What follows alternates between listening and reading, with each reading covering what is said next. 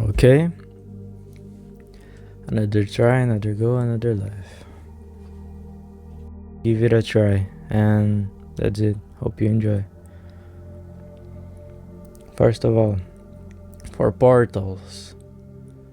Well, that's what I'm talking. It's in the moment that you're already in astral projection, or when you're having dreams. Something that I take a while to understand as that pretty much you can cross anything, like walls, humans, or whatever it is. That costs energy, of course. You're probably gonna lose a bit of consciousness after doing that. Like as if you run a bit, you're gonna get out of air. Something like that. And well, for portals today I had in mind mirrors, specifically saying everybody, when you're astral projecting, just know that you can use doors, mirrors, or I don't know, everything that you come up in mind, like your TV. You can use it as portals to travel through places, to go to another place. I don't know yet how to control that. Like, you can enter, and I already know of that. I already get out of bad situations through this. Like, there was an astral projection that I don't call it astral projection because at that time I think I was in conscience. Maybe half. And I was running as usual from someone. Pretty much big deal of a sight that's a clue for astral projection. You're running from someone, you need to arrive somewhere, you're in a hurry, oh my god, this is gonna happen. And I catch myself running, and well, I reach in a dead end. Like there was no more doors and the person was coming after me. I saw a mirror. It's actually those toilet mirrors that they're above the place where you wash your hands. And I climbed that thing, and then I enter the mirror. I enter, and right away I go to a place full of people, and I don't know, they all look at me, but then like, oh, just another day. And then I arrive in a place where it's like full of portals, full of like places where people are going. Like almost as if I for somehow find a way to enter in a airport. Something like that, but with portals. And well, that's a simple of experience, but that's just to show you my point that if you see a mirror in your house, you can try to enter. I don't know where you're gonna go, but give it a try. Maybe you find some pretty places, and if you somehow find something scary for yourself, for your mind, you come back. And that's it. And that's actually a good sign of like a trigger to get lucid. Looking yourself in mirrors. But I guess I don't know if you can travel through wall or something like that. You can also travel through emotions. If in the dream you start to get angry, you get heavier, and that leads you to another place. If you get happier, you get lighter. Also, when you have good vibrations on you according to those emotions, you can fly, you can do more other kind of stuff like jump taller, you get faster, you get stronger, and more lucid also. So that's it.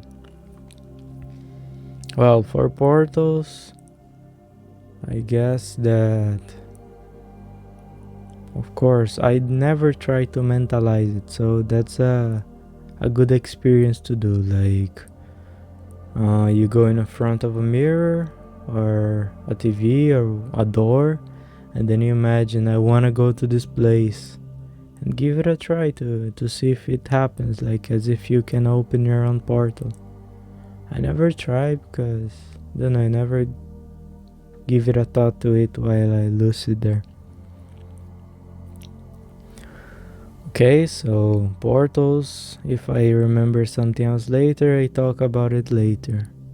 But do understand that mirrors are portals in the astral plane, and lucid dreams are whatever you go when you're sleeping. Second one, we have chakras. I want to explain a bit what are chakras, and to that I gonna give a simple explanation of the 4 bodies that we have. Of course we have more, but for now I'm just gonna explain these 4 ones, and just so you understand, astral projection, it's something that every human being do. They just cannot recall it, they cannot memory it for when they wake up. But everybody, when they go to sleep, they go to places, they get out of their physical body. The physical body reach a mental state when it's literally like dead or coma. But of course, if something like someone kicking you, you're gonna wake up. Someone called you, you're gonna wake up. If any noise too loud, you wake up, because they're all still connected, but your mind is somewhere else. And you're connected by, here's the other part, the other body, the energetical body. There's the chakras, and there's where we're gonna talk about. Later on I plan talking about soul and mental body also. But for now I'm gonna explain the concept of energetical body. So the chakras, they are pulses of energy that you have around your whole body. You actually have millions or billions of chakras. It's not me saying, there's a lot of studying on it. There's a lot of other religions that studies the chakras. But well, I focus in the main 7, I think, that are the ones like the main organs in our body. And those main organs, they are the stronger chakras I can say, like the main chakras. Of course, all of the millions that you have are important in your body, but I just focus in studying the 7 for now, because I use the main ones to energize myself, so I can have clear astral projections. The main, they are, I gonna go from bottom to up, because that's how you should energize them, even though I do the opposite. But unconsciously I start to do it by bottom up. Consciously I do up down, but I read some books that you should energize from bottom up, but I don't think I have any difference, because after all I get experience even if I do the opposite. But I'm gonna explain from bottom to above. So the first chakra is the root chakra. It's red color, and it's gonna be under the sexual areas, the organs under the sexual area. And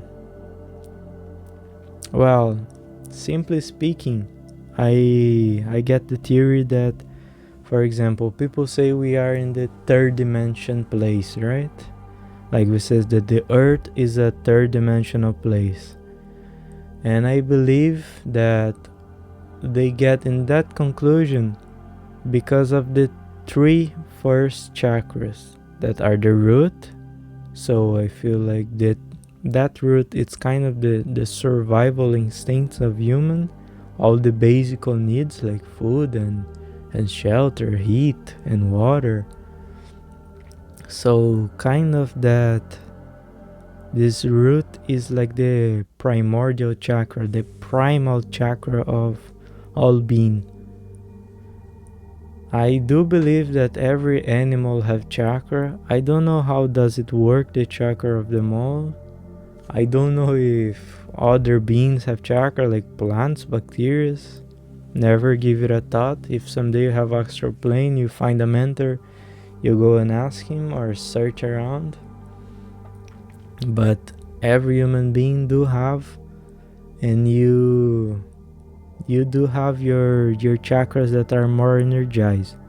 Usually we say that this planet is a third dimension because we live in the three main chakras that I'm gonna speak the next. The next second chakra, it's the sexual chakra. Of course, is in the area of the sexual limbs. And actually it's shown in pictures in the place where the uterus should be. They have the orange color and it represents sex. And well, basically the first one is for basic needs. The second one is for reproduction.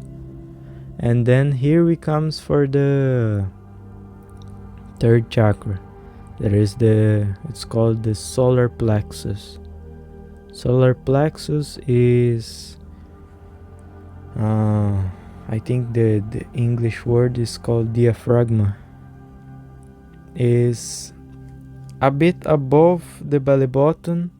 Usually if you watch those anime like Naruto, you're gonna see that everybody have like they call chakras also.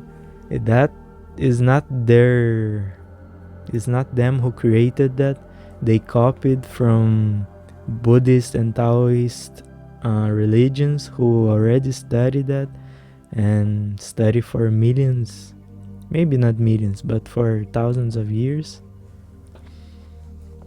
And well, pretty much it's that place. The color of the chakra is yellow. And well, that chakra, the solar plexus, is known by your ego and everything that surrounds your ego. So that means like every luxury that you want to have, like, well, that pretty much explains it all. Like everything that you can think about ego, it's resolved in this solar plexus chakra. And that's why I said once again that's why people says that we are living in the third dimension. It's not just any made up word. If you give it a thought to it, you're gonna understand that third dimension means that 90 or 99% of humanity are not only humanity, actually, especially animals also. They're living between those three chakras. The chakra of survival instincts, the chakra of reproduction, and the chakra of the ego. I think the ego goes more for humans, right? Like, oh, I need to have cars, I need to have money, I need greed, and all those emotions. I'm not saying that those chakras only have that. For example, for your instincts, that's also a good place for where your intuition comes from.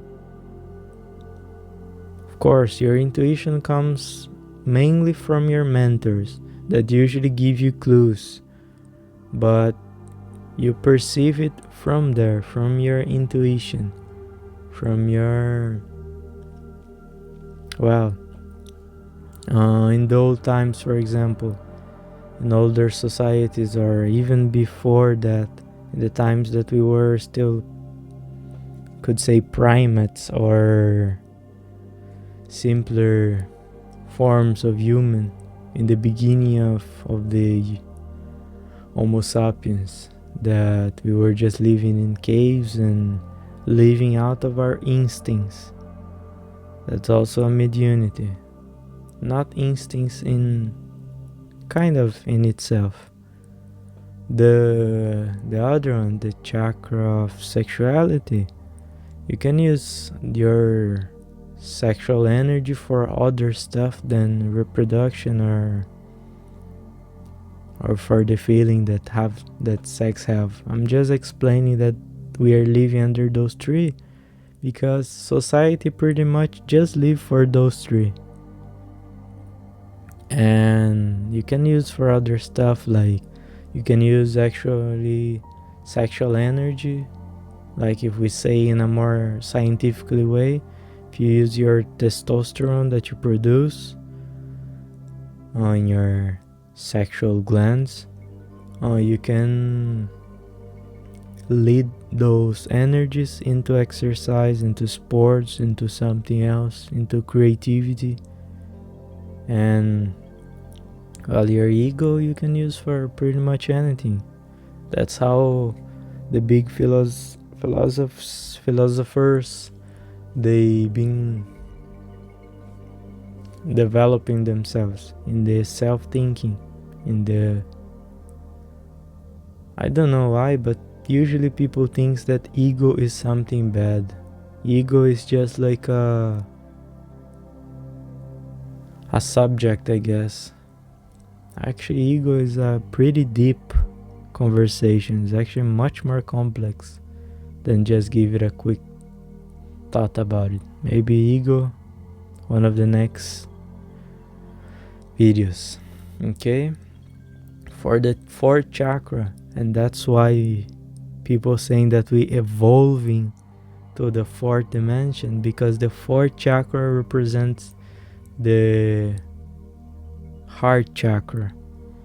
It have the green color, represents the heart, and the heart represents pretty much like, I would say love, but I can easily say that is family and community.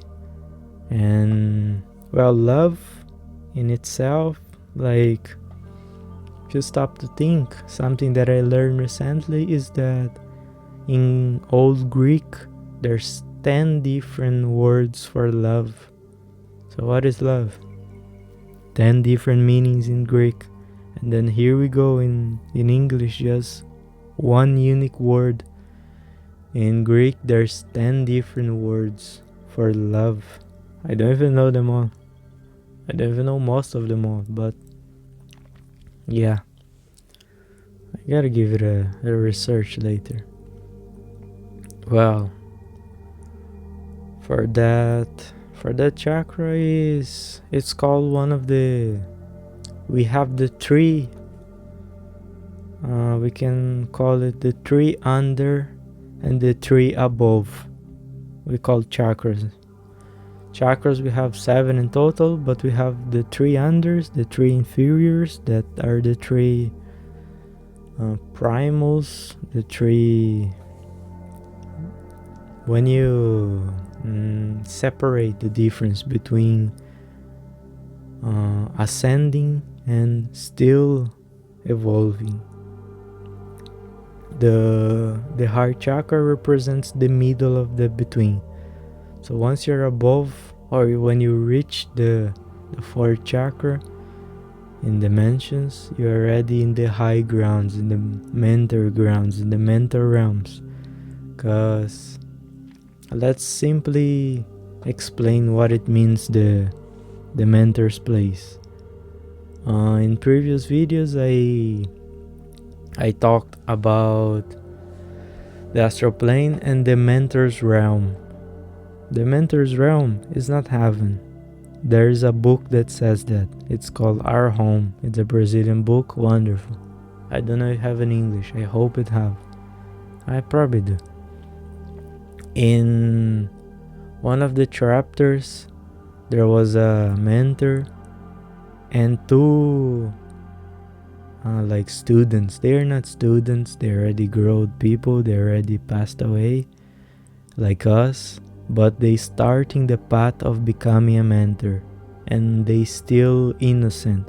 So they saw there a woman that she was ill, she was in need of help, and then the woman there, she said like that she was beginning the path of being a mentor. She said like, oh, can I help her to the master? Please let me, I can help her, and I want to help her to the point that I want to take her under my protection. I'm willing to do that much just to help that soul, because I looking at her and I can see how much she's suffering.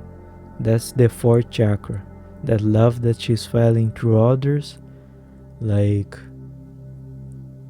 love others as you love yourself.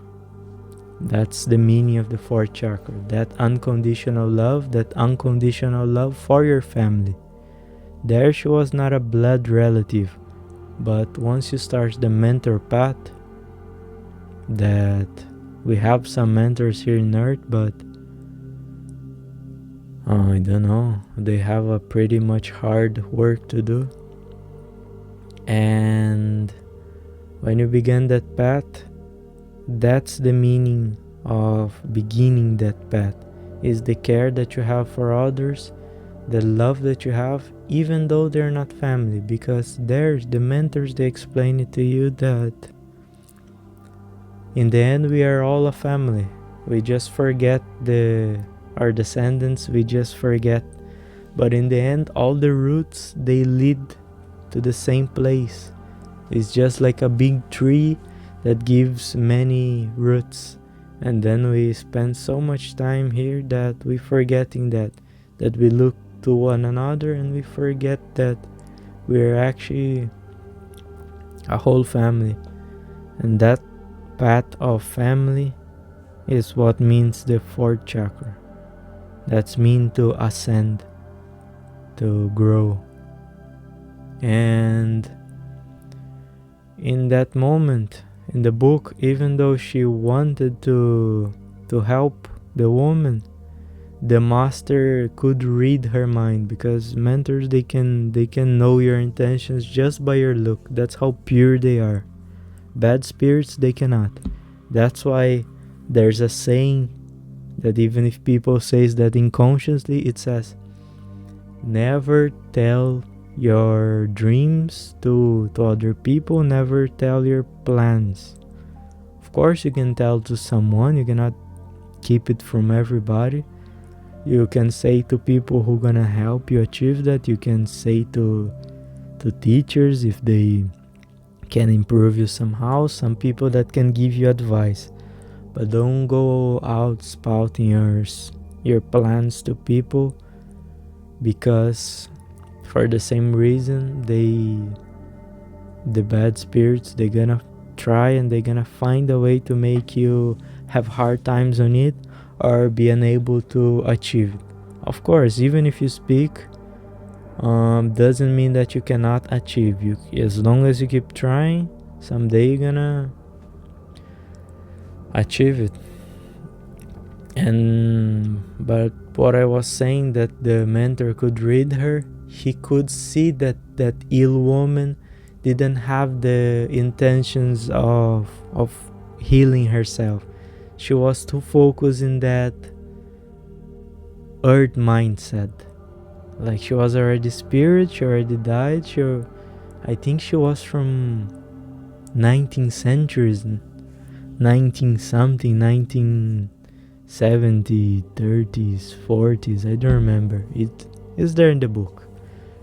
And she spent the whole time there in what we call umbral.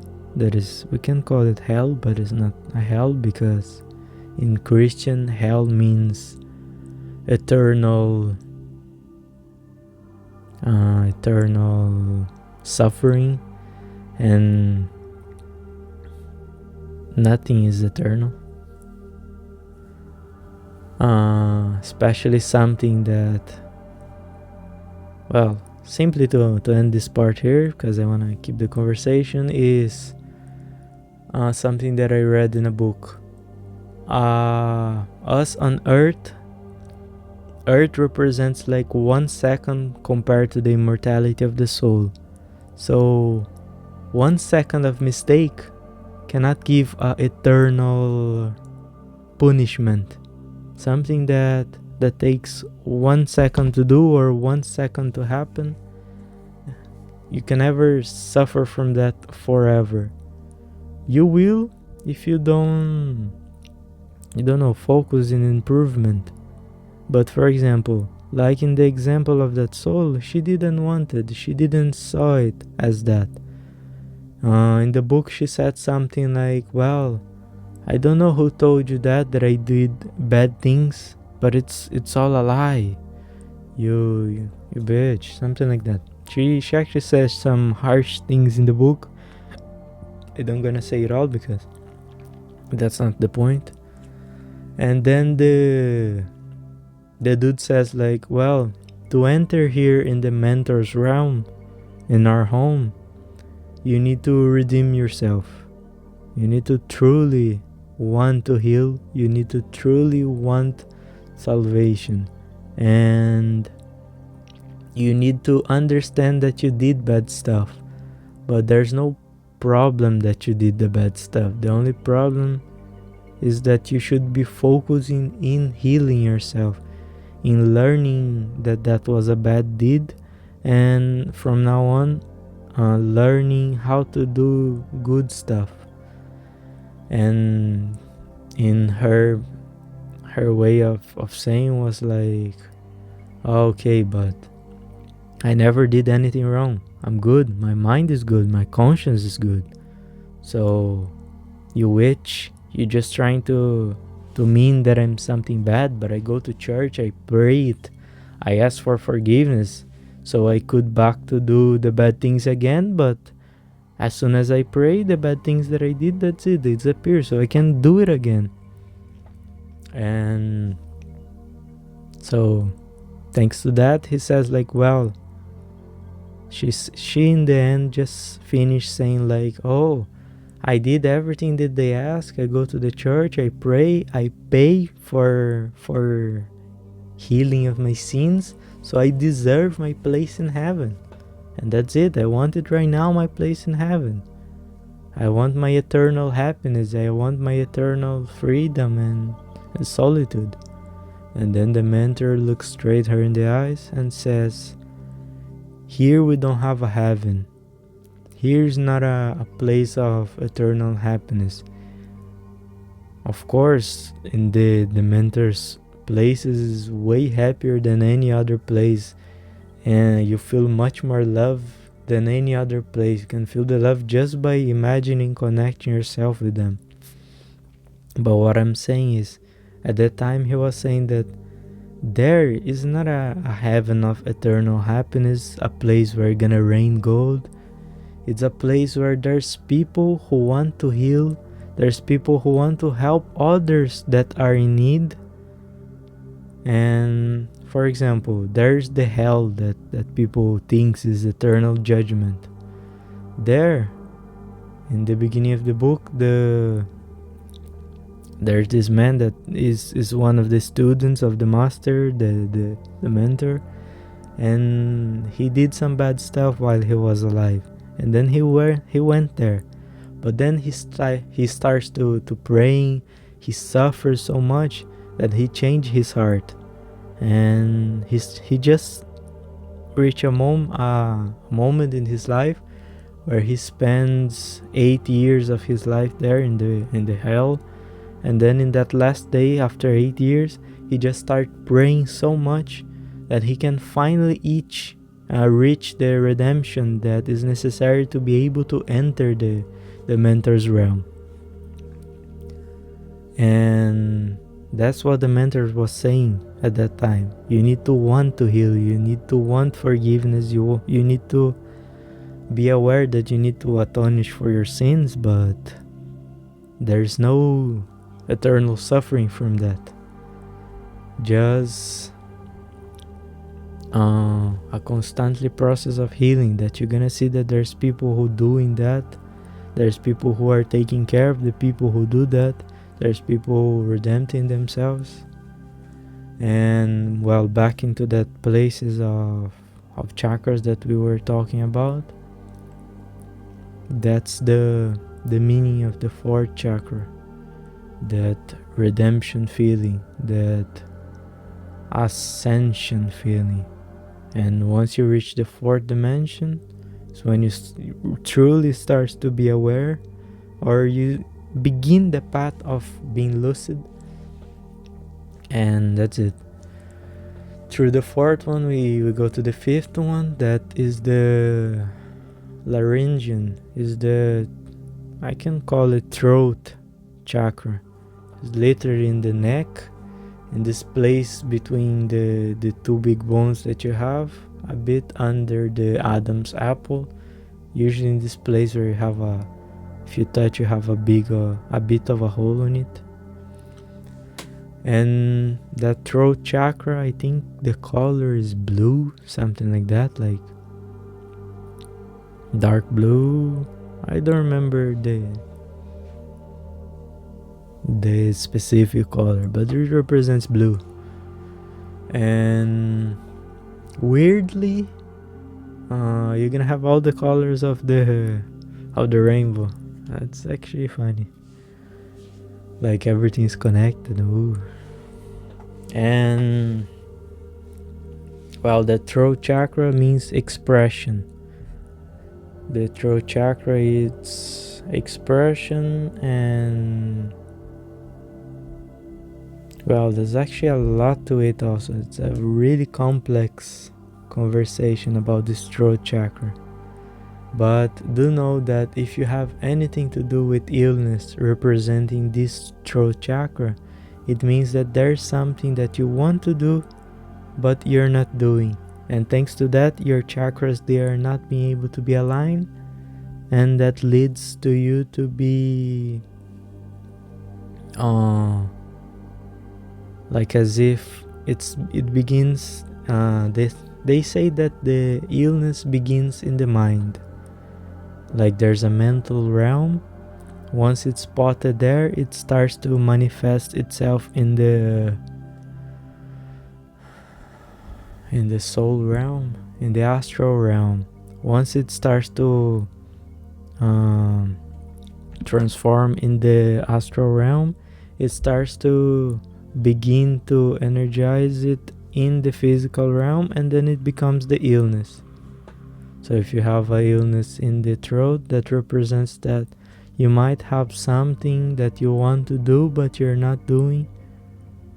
And by throat, I mean anything in relation with the breathing, like lungs, throat, your organs that represent your breathing, nose, I don't know.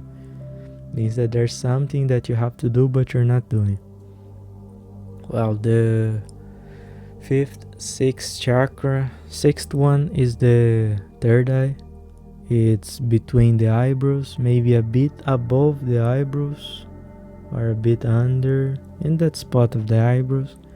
It represents the purple color or violet, I don't know.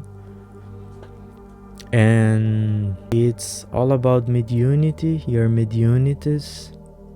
Not only the being able to see spirits, but not everybody gonna be able to see spirits. I think everybody can achieve it. Maybe not in one life, maybe in two or more. It depends of a lot of factors.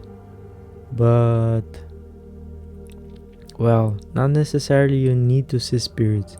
Sometimes there's people who can listen to spirits. There's people, like there's a Brazilian called Chico Xavier. I think he could see it, he could listen, but he also could receive message from them, and that made him receive a lot of messages that he sent to. For example, you have someone in your family who died. You went there, you ask about it, you're gonna look at your face and gonna say like, oh, is your aunt, right? Wait, I think she's here with me. She gonna send you a message, something. And then the message says like, hey, little bee. And oh, that's a nickname that only her aunt knew it. But well, not let's not focus in the topic, because that's gonna lead to, oh, is he real or not? Not that you need to believe anything. Never believe what others say. You go prove it for yourself. But for example, one of the books that I was talking about, the Our Home, was transcribed by him, and the mentor that wrote that, it's actually one of the students of that master's mentor, one of the two that were there in the place that I talked. Our Home, give it a try. And well, pretty much the third chakra represents the mediunities, and not necessarily seeing spirits, but there's also healing. There's all types of mediunities, and every human being have a mediunity. It's not one have another don't. Everybody have your mediunity. Just it's like a muscle. They spend so much time like burying it deep inside us that, I don't know, it gets stiff. It get unable to use it properly, and that's it. And the last chakra, the seventh one, it's called crown chakra. It's literally above in the head, where you should put the crown, and it's made by the color of white. That is the mix of all the colors. And well, it's also that place in the head where people in that religion, they put in that hat in the head. I think it's kebab, I don't know the name. And well, it's in that area, just so you know where's the chakra. And well, that's pretty much the chakra of ascension. When Buddha achieved the Buddha state, when he could perceive it, the nirvana, they say that he opened the chakra like a flower sprouting, and that chakra is like as if it connects you with the light of the creation, like that root that I was saying, that have many segments, but in the end it's everything from the big tree. That's just an example, but so you can illustrate in your mind that it's kind of like that. And the crown chakra can means that it's the connection between you and the divine, let's say like that. And well, that's it. That's the 7 chakras. I can give bigger explanations later, but for now we're gonna go on with the next subject, that is the dangers of astral projection. And to begin with it, be much careful, be really careful about this one thing that I'm gonna tell you right now. There's no problem in doing astral projection. There is no danger. That's the big twist. Of course, religions, they're gonna say that there's problems if you get out of your soul, there's the chance of someone entering, and well, never happened. Never saw someone doing that. There's these cases of those movies where the girl gets possessed, but I actually believe that that's a mix of mediunity. There's a mediunity there in my country in a specific religion called Umbanda, that is an African religion, that they kind of possess the, like for example, in the Umbanda there's this, in that African religion that get actually pretty famous in Brazil. I don't know if it have in other places. Umbanda, there's these entities Like they're like angels, like mentors, and there's many of them. They're like humans like us that once lived and reached the point of becoming a mentor, but they have different missions, and in which, thanks to that religion, they being able to be in touch with us incarnated humans. And through that, there's humans who have the mediunity of like possession, like they allow the entity to enter their body. They are always in control, they know it, but then the thanks to that entity who enters the body, they can be able to make like jobs like healing from spirits. For example, there's a spirit right now following you, like a bad spirit, and then they go and then they make like a healing, they cure you, and after the job's done, you get out of there and you're feeling a bit better. And well, that's pretty much the job of the entities. That's like in that case of that movie of Emmy something, the possession of Emmy. I believe that it was a mediunity, but since she lived in a really bad moment in her life, a bad place, a bad age, there's many factors, many truths that we don't know, but yeah.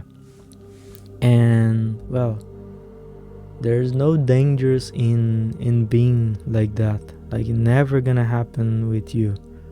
That only happens with humans who when before reincarnation they already knew that this gonna happen with them. They already agreed with it.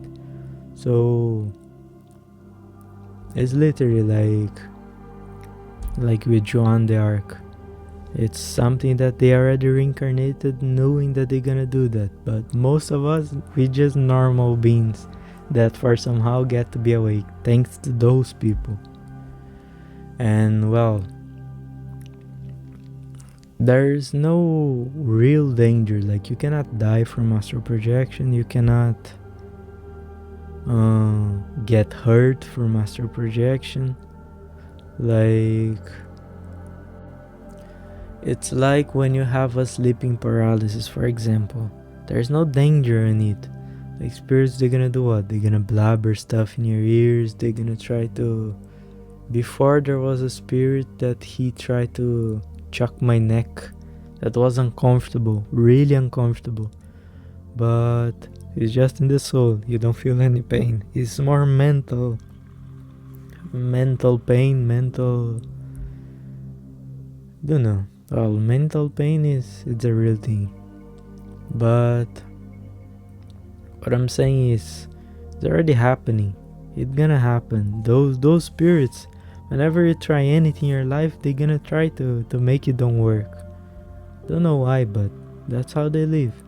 And that's your choice. The real meaning of dangers of astral projection is not to explain it to you that astral projection is dangerous to do. Is the real meaning behind that this subject that I'm saying right now is that every dangers that might happen, like it's only dangers that you already know. Like for example, if someone entered your house and you're sleeping, then of course astral projection is dangerous because there's someone inside your house, you're sleeping. But what can you do? You can never die from your soul. Like someone cut your heart, your head in the astral plane. You're just gonna back to the body, like as if it was a bad dream. For example, in astral projection 2 years ago, I think I was in a place where there was someone with a axe, and then they cut my belly. Literally, I could look my belly, it was like a big cut. I felt the pain, but it felt different because I don't know, it almost like as if, for example, you touch water in your mind that water is boiling, so you touch it, it's cold, but you get a feeling like, oh my god, I burn, but then it don't burn. So it's only those kind of things that happen astral project. Like, oh, you get scared of it, oh, you're gonna see a spirit that he's so deformed that he looks like the devil itself. I already saw it, something like that. I don't even know if it was something big, but yeah, was just maybe scary, really scary. And congratulations. But also I thank him for the knowledge that he gave me. Thanks to that, I able to keep going. And so that's it. About the technique, today's technique gonna be feel your energies. There's a new technique that I read about. It's called the earth technique. You're gonna get your whole body, you're gonna imagine it laying in the bed, and it's almost as if you're gonna dig inside earth your energies, and then they're gonna go as down as you can, and then you're gonna back up inside inside your body, and then you're gonna start this process of earth and then yourself, because with that you're gonna feel a bit like, I don't know, you're gonna feel your energies around your body, they're gonna be circulating. And plus you're gonna be using the help of gravity. There's some people who study this technique, they are saying that somehow gravity happens to help even in the astral process. And instead of keep fighting gravity going up, why don't we go down like gravity goes? And it's actually true. I tried and I felt it's some different energies. Of course, if you begin by the up, there's no problem with it, you can also achieve it. It's just that it's more mentally easy to imagine going down, because we have gravity stuck in ourselves. And well, that probably gonna lead you to a umbral place, but at least you're gonna be astral projecting, and it's not as if you don't go already to the vibrations where your body is aiming. And well, I guess it's pretty much it. Thank you for your time, thank you for listening. 52 minutes, damn. And thank you for everything. Ho'oponopono. I love, I'm thankful, I'm sorry, and I forgive. Namaste.